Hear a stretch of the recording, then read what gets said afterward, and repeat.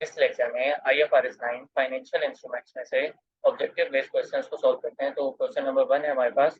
Diamond Limited purchase 10,000 shares on 1 September 14, making the election to use the alternate treatment under IFRS 9.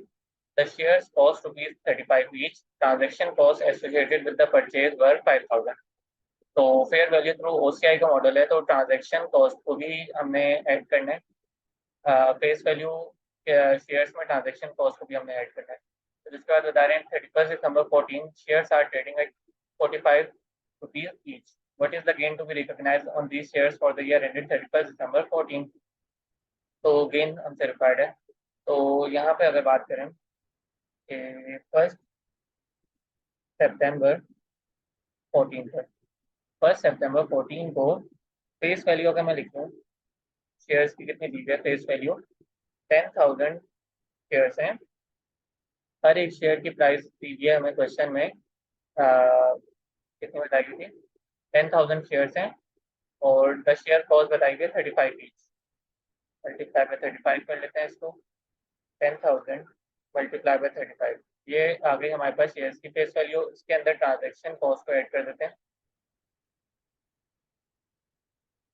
क्योंकि model हम कौन सा use कर रहे हैं, फेयर वैल्यू थ्रू OCI का, तो इसलिए ट्रांजैक्शन कॉस्ट जो है यहाँ पे ऐड होती है।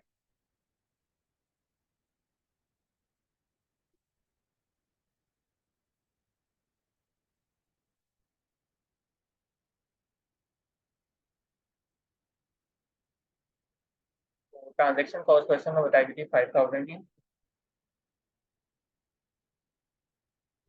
तो यहाँ पे कैरिंग अमाउंट कितनी आ गई,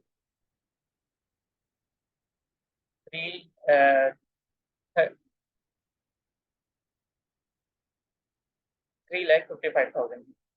तो अब ये किस डेट पे है, 1 September 14 पर।